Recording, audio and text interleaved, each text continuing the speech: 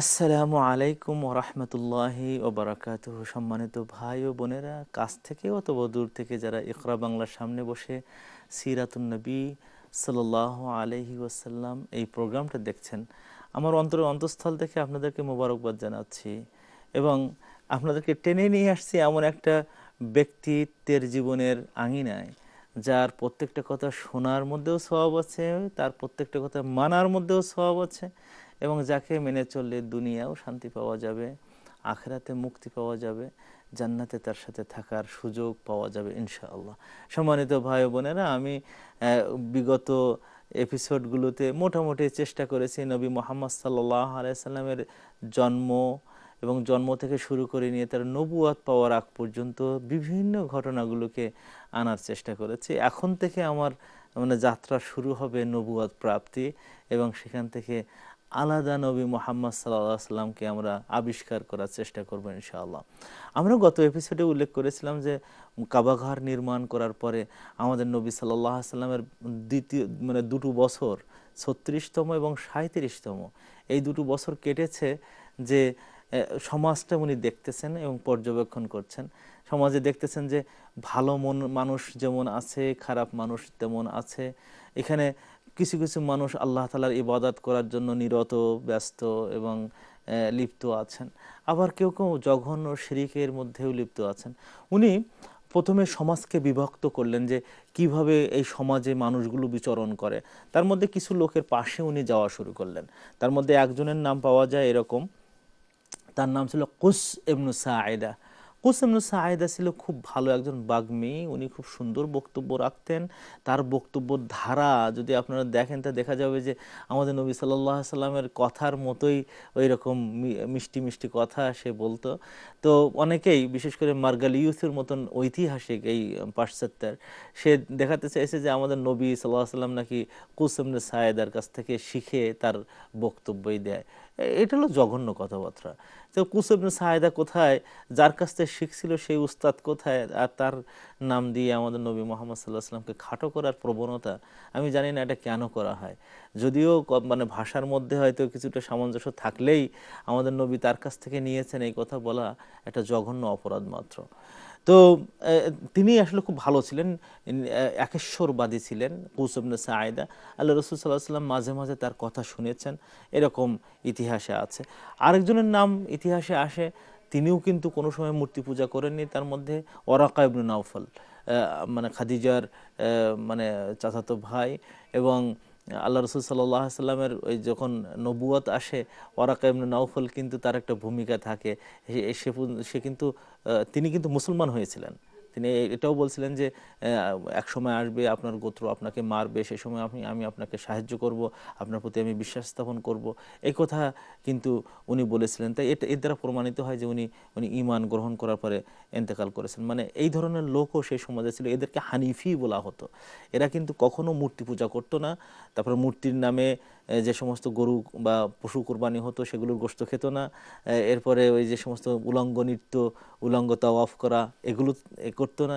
এই ভালো লোক ছিল। তার মধ্যে ওবায়দুল্লাহ ইবনে জাহাশ, আল্লাহ রসুল সাল্লাল্লাহু আলাইহি সাল্লামের ফুফাতো ভাই হয় সম্পর্কে, সেও এরকম কোনো সময় খারাপ কাজ, জেনা করতো না, মদ পান করতো না, মূর্তি পূজা করতো না, এইরকম কিছু লোক ছিল। আরেকজনের নাম ওসমান ইবনুল হুওয়াইরিস, তিনিও এরকম খুবই ভালো মানুষ ছিল। আরেকজনের নাম পাওয়া যায় যায়েদ ইবনে আমর ইবনে নুফাইল। এই ধরনের কিছু লোক প্রায় ১০-১২ জন ছিলেন সমাজে, যাদের মধ্যে আমি মাত্র ৫ জনের নাম উল্লেখ করলাম, যারা কখনোই কিন্তু মূর্তি পূজা করেননি এবং তাদের সাথে আমাদের নবী সাল্লাল্লাহু আলাইহি সাল্লামের সম্পর্ক কিন্তু খুব গভীর সম্পর্ক ছিল এবং তারা আমাদের নবী সাল্লাল্লাহু আলাইহি সাল্লামকে ভালোবাসতেন, তিনিও তাদের পাশে যেতেন, ভালোবাসতেন। এরপরে উনি কিছু বন্ধু তৈরি করলেন এই গত ৩৫-৩৬ বছরে। যে সমস্ত বন্ধুদেরকে আপনারা চেনেন, যে একজনের নাম আবু বকর রাদিয়াল্লাহু তাআলা আনহু। তার জীবনটা হলো এমন যে আল্লাহ রাসূল সাল্লাল্লাহু আলাইহি সাল্লামকে এত বিশ্বাস করতেন যে তার নাম সিদ্দিক পর্যন্ত দেওয়া হয়। আমাদের ঘটনা যখন আসবে তখন এটা আলোচনা হবে। তার আরেক বন্ধুর নাম ছিল হাকিম ইবনু হিজাম। ইনি ছিলেন খাদিজা রাদিয়াল্লাহু তাআলা আনহার ভাইয়ের ছেলে এবং ওনার বড় বৈশিষ্ট্য হলো উনি হলেন যে পার্লামেন্ট ভবন যেটা ছিল কোরাইশদের পার্লামেন্ট ভবনের মালিক ছিলেন তিনি। এবং পার্লামেন্ট ভবন শুধু ভবন না, পার্লামেন্টের ভিতরে কি চলবে কি না চলবে এটা তার নির্দেশ মোতাবেক হতো। তো তার সাথে আল্লাহ রসুল সাল্লাল্লাহু আলাইহি ওয়াসাল্লামের খুব ভালো সম্পর্ক ছিল। কিন্তু এই সম্পর্কটা যখন ইসলাম এসে যায়, তখন একবার হাকিম ইবনে হিজাম মক্কায় খুব দামি দামি কিছু মানে সামগ্রী পেলেন। ইয়ামানের চাদর, তারপরে ইয়ামানের তৈরি করা জুতা সেই সময় নাম করা ছিল। এগুলো উনি কিনে নিয়ে মদিনায় আল্লাহ রসুল সাল্লাল্লাহু আলাইহি ওয়াসাল্লামের কাছে আসলেন, বললেন যে আপনি তো আমার খুব ঘনিষ্ঠ বন্ধু ছিলেন, তো এগুলো আপনাকে দেওয়া হলো। আল্লাহ রসুল সাল্লাল্লাহু আলাইহি ওয়াসাল্লাম বললেন যে আমি কোনো মুশরিকের কাছ থেকে নিতে পারবো না, ঘনিষ্ঠ বন্ধু তো, এজন্য বলার মানে শক্তি দেখাইয়াছেন। সাহস তো ছিল তারই, কিন্তু আপন বন্ধু হওয়ার কারণে উনি বলেছেন আমি কোনো মুশরিকের দান নেব না, তবে যদি তুমি বিক্রি করো আমার কাছ থেকে তবে টাকা নিয়ে যাও বন্ধু। তো উনি বলেন ঠিক আছে আমি বিক্রি করলাম, টাকা দিয়ে দাও। তো টাকা দিয়ে উনি আসলেন। পরে উনি কিন্তু মুসলমান হয়েছিলেন এবং হুনাইন যুদ্ধের আগ দিয়ে উনি মুসলমান হয়েছিলেন। আল্লাহ রসুল সাল্লাল্লাহু আলাইহি ওয়াসাল্লাম তাকে হুনাইন যুদ্ধের যে গনিমত, সেখান থেকে অনেক বেশি গনিমত দিয়েছিলেন। উনি পরবর্তী পর্যায়ে খুব ভালো মানের একজন মুসলমান ছিলেন। আরেকজনের নাম ছিল দাম্মাদ ইবনে সাআলাবা। উনি ছিলেন আরব বিশ্বের মধ্যে সেই সময়ে আরব যতগুলো কবিলাগুলো ছিল তার মধ্যে নাম করা একজন চিকিৎসা বিজ্ঞানী ছিলেন, ডাক্তার ছিলেন দাম্মাদ ইবনে সাআলাবা। তো উনিও এরকম খুব ভালো লোক ছিলেন, আল্লাহ রসুল সাল্লাল্লাহু আলাইহি ওয়াসাল্লামের একেবারে ঘনিষ্ঠ বন্ধুদের মধ্যে উনি ছিলেন। উনি একবার এসে, আল্লাহ রসুল সাল্লাল্লাহু আলাইহি ওয়াসাল্লাম তখন অলরেডি মুসলমান হয়ে গেছেন, মানে ইসলাম এসে গেছে তার কাছে, উনি তখন ইসলাম প্রচার করছেন। তা মানে মক্কার কিছু ছোট ছোট ছেলে পেলে তার পিছনে হইচই করতেছে। তো তখন উনি আল্লাহ রসুল সাল্লাল্লাহু আলাইহি ওয়াসাল্লামের কাছে যেয়ে বলতেছেন যে মুহাম্মদ সাল্লাল্লাহু আলাইহি ওয়াসাল্লাম, আপনার বোধহয় মাথায় একটু দোষ টোষ মনে আসছে, তো একটা কাজ করি, আমি তো খুব ভালো চিকিৎসক, তা আপনারা আমি চিকিৎসা করি। তো আল্লাহ রসুল সাল্লাল্লাহু আলাইহি ওয়াসাল্লাম হাসলেন, হেসে বলেন যে তুমি আমার চিকিৎসা করবা, তো আমি কিছু কথা তোমার শোনাই, আমার কাছে কি আসে তাই। তো বললো ঠিক আছে শোনাও। তো তখন আল্লাহ রসুল সাল্লাল্লাহু আলাইহি ওয়াসাল্লাম একটা সূরা পড়ে তাকে শোনালেন, এবং এই সূরাটার প্রভাব এত বেশি ছিল উনি সঙ্গে সঙ্গে মুসলমান হয়ে গেলেন। এনেও ছিলেন তার খুব ঘনিষ্ঠ বন্ধু। আর তার ব্যবসার মানে পার্টনার আল্লাহ রসুল সাল্লাল্লাহু আলাইহি ওয়াসাল্লামের বন্ধু ছিলেন, তার নাম ছিল কায়েস ইবনে সাইব। এবং তিনি বলেছেন যে আমার সাথে নবী মুহাম্মদ সাল্লাল্লাহু আলাইহি ওয়াসাল্লামের যত ব্যবসা ভিত্তিক লেনদেন হয়েছে সেখানে মানে যেদিন তিনি বলতেছেন ঘটনাটা, যে আজ পর্যন্ত তার সাথে আমার কোনো এক পয়সা লেনদেনে কোনো রকম আমার ত্রুটি হয়নি এবং তার সাথে আমার মনোমালিন্য কখনো ঘটেনি।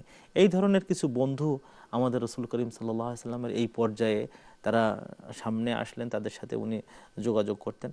উনি মানে এই 35, 36, 37 বছর এখন বয়স, তো এই পর্যন্ত কোনো খারাপ কাজ করার চিন্তাও করেননি।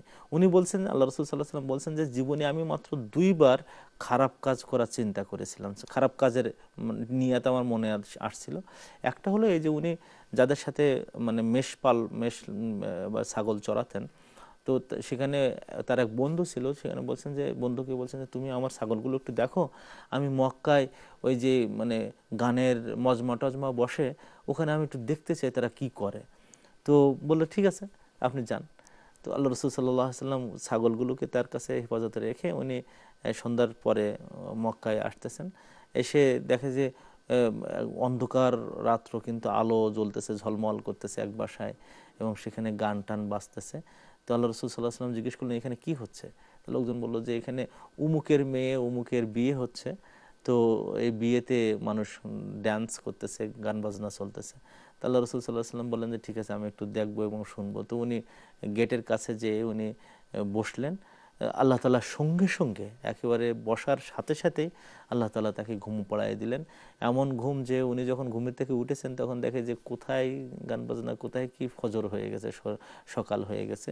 উনি ওখান থেকে উঠে তার এই যেখানে তার ছাগল টাগলগুলো ছিল উনি চলে আসলেন, কিছুই শুনতে পারলেন না, কিছুই দেখতে পারলেন না। তো এই একটা সময় আল্লাহ রসুল বললেন যে আমি জীবনে যতগুলো মানে খারাপের চিন্তা, যত উদ্রেক হয়েছে, তার মধ্যে এটা কিন্তু আল্লাহ তাআলা আমাকে আমার কানকে বধির করে ঘুমের মধ্যে এমনভাবে দিয়েছিলেন যে আমি এটা শুনতেও পারিনি, বুঝতে পারিনি। আরেকবার ওনার মনের মধ্যে উঠলো যে এটা বুখারী শরীফের মানে হাদিস গ্রন্থে, বুখারীর মধ্যে এই হাদিসটা আসছে যে উনি মনে করলেন যে আমি একটু এই যে গল্প বলে যে সমস্ত জায়গায় এই গল্প বলা লোকদের মজমাতে আমি একটু বসতে চাই। তো উনি সেখানে গেলেন। নদর ইবনে হারিস নামে একজন খুব ভালো গল্প মানে বলা লোক ছিল, কাহিনী বলতো। এই যে লোককথা যেগুলো আছে, গল্প কাহিনী যেগুলো আছে, এই গল্প কাহিনী ওখানে হতো। আল্লাহ রসুল সাল্লাহ সাল্লাম ওখানে গেছেন, গল্প হবে এই সময় ওনার আল্লাহ তাআলা ঘুম দিয়ে দিয়েছেন এমনভাবে যে ওখানেও একই রকম ঘটনা ঘটলো, যে উনি গল্প কিছু শুনতে পেলেন না, লোকজনকে দেখতে পেলেন না, উনি সকালবেলা ওখান থেকে চলে আসলেন। এর দ্বারা উনি বুঝতে পারলেন যে এর জন্য আমি না, এবং আমার এই সমস্ত এর মধ্যে নাই, আমার দ্বারা এই সমস্ত হবে না। এটা উনি বুঝতে পারলেন যে এটা আল্লাহ তাআলার পক্ষ থেকে হয়তো কিছু ঘটতে যাচ্ছে।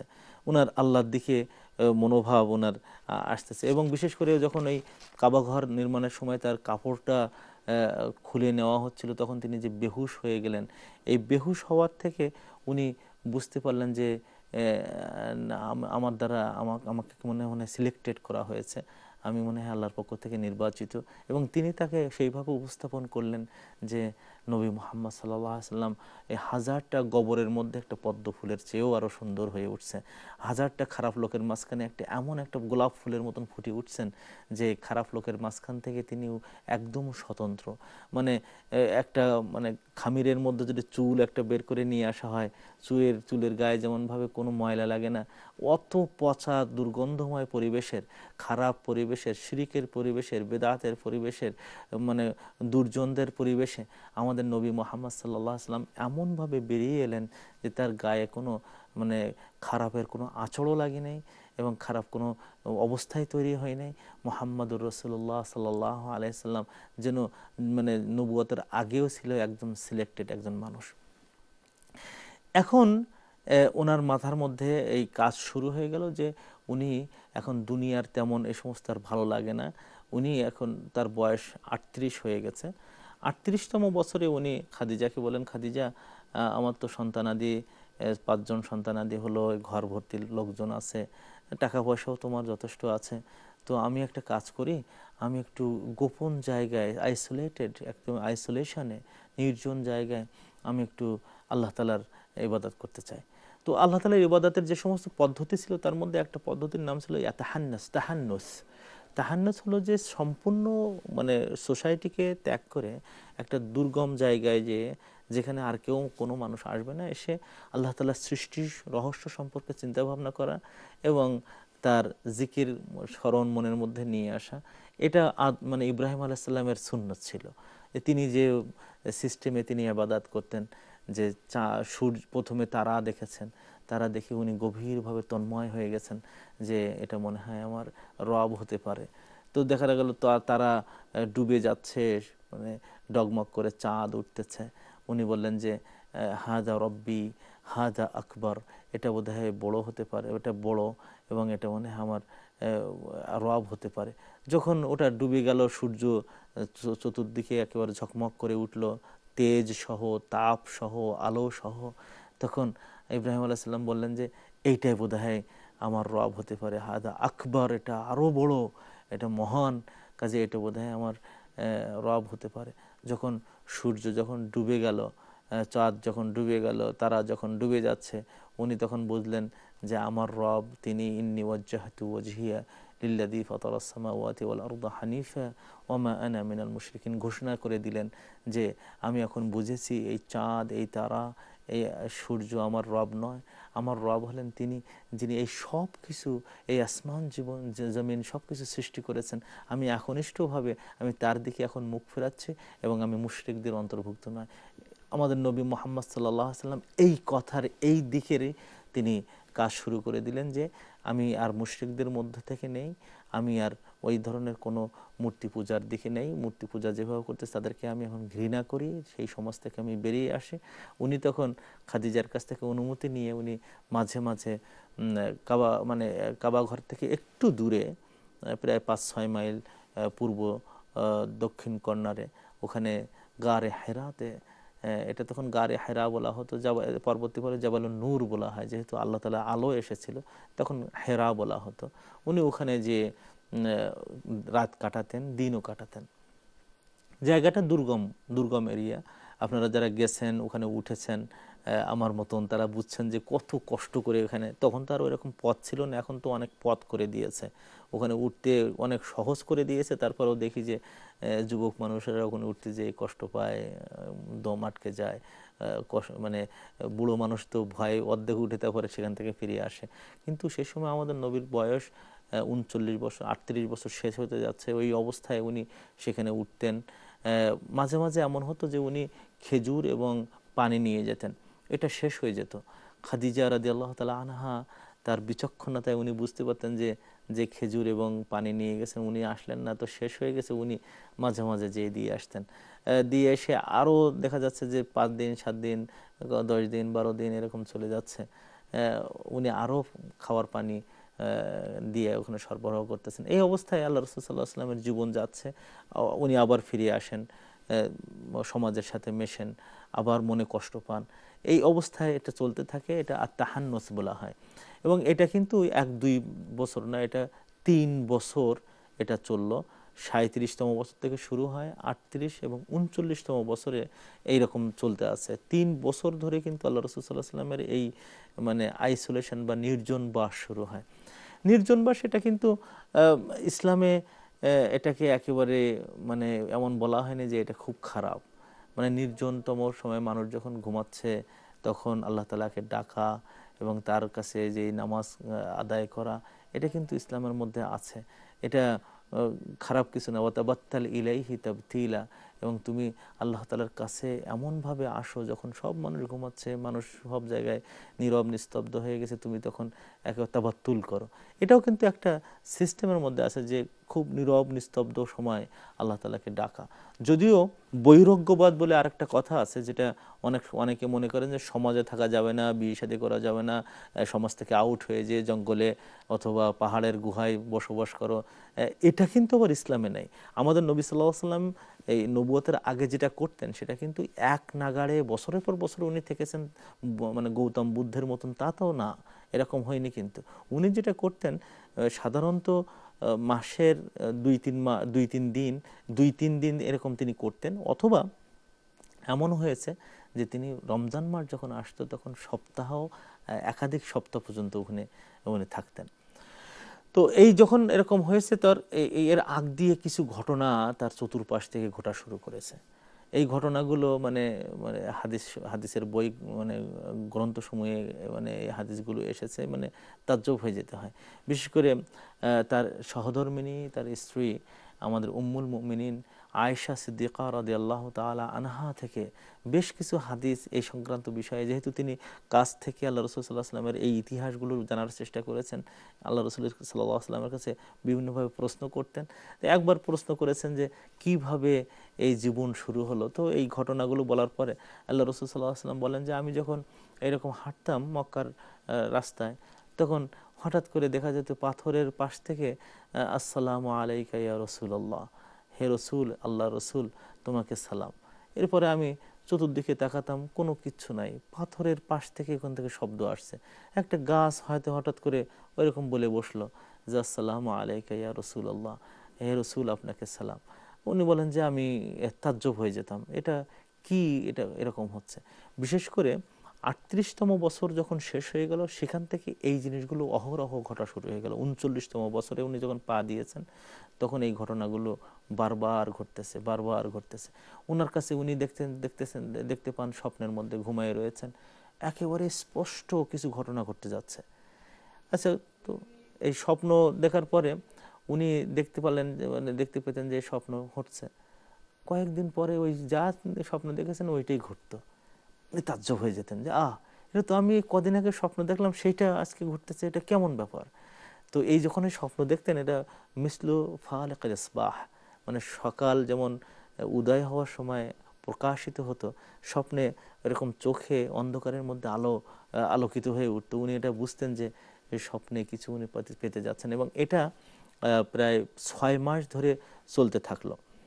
তো নবুয়তের মানে আগ দিয়ে নবুয়তের সময়কার যেখান থেকে শুরু হয়, সেখান থেকে কিন্তু এইরকম 6 মাস শুধু স্বপ্ন দেখতেন। এই জন্য মানে যদি তার জীবনটাকে 23 বছর ধরা হয় নবুয়তের জীবন, তো 6 মাস যদি হয় তাহলে 46 ভাগের 1 ভাগ হয়, এজন্য কিন্তু একটা হাদিসে আছে যে সত্য স্বপ্ন নবুয়তের 46 ভাগের 1 ভাগ। এখান থেকে কিন্তু বলা হয় যে উনি 6 মাস পর্যন্ত এই ধরনের স্বপ্ন দেখতেন এবং এটা বাস্তব হয়ে যেত। এই স্বপ্ন দেখতেছেন, এই ঘটতেছে, ঠিক কদিন পরে সেটা ঘটে যেত। এই ধরনের উনি দেখতে থাকলেন। তারপরে পাশ থেকে এরকম সালামের কথা উনি শুনতে পেতেন। আর ওই সময়টা তার হলো এমন যে উনি বেশি বেশি করে আইসোলেশনে, নির্জন জায়গায় বেশি করে থাকার শুরু করে দিলেন। এর আগে যদি 1 সপ্তাহ থাকতেন, তো এখন 1 সপ্তাহের বেশি থাকতে তার মন চাইতো। এমনভাবে তার জীবনটা চেঞ্জ হয়ে যাচ্ছে যে খাদিজা রাদিয়াল্লাহু তাআলা আনহা নিজেও করতেছেন যে কি ব্যাপার, উনি কিভাবে তার জীবনটাকে করতেছেন। এই সময়টা বিশেষ করে, অন্য সময় তো ছিল, এই সময়টা বিশেষ করে উনি দেখা গেল যে দান সদকা শুরু করেছেন সাংঘাতিকভাবে। যেখানে তিনি অভাব অনটন দেখতেন, যার বাড়িতে ওনার সম্পদগুলো অকাতরে বিলিয়ে দিচ্ছেন। মানে হাতগুলো যেন একেবারে এমন হয়ে গেল যে অকাতরে দান করে দিচ্ছেন, মনগুলো যেন ব্যাকুল হয়ে গেল যে তিনি নতুন কিছু পেতে যাচ্ছেন। আর পারিপার্শ্বিকতা এমন হয়ে গেল আমাদের নবী সাল্লাল্লাহু আলাইহি ওয়াসাল্লামের, উনি বেশি বেশি করে ভাব গম্ভীর হলেন, কথা খুব কম কথা বলতেন, বেশি বেশি চিন্তাশীল ছিলেন।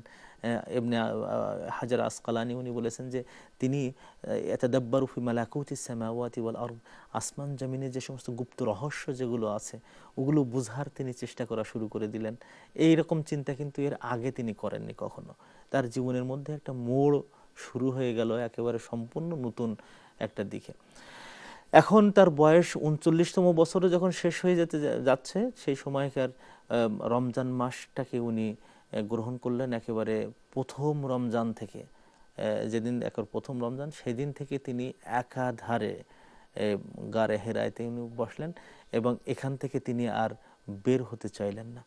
তো এই বছরের রমজান মাস এত গুরুত্ব কেন, ইনশাআল্লাহ আমরা পরবর্তী পর্বের দিকে যে সেখানে স্পষ্ট বলার চেষ্টা করব ইনশাআল্লাহ।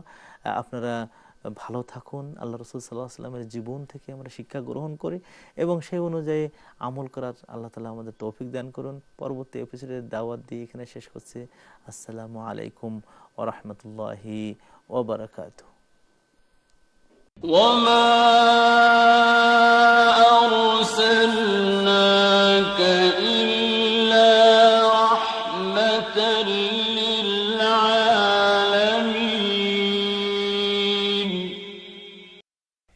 لقد كان لكم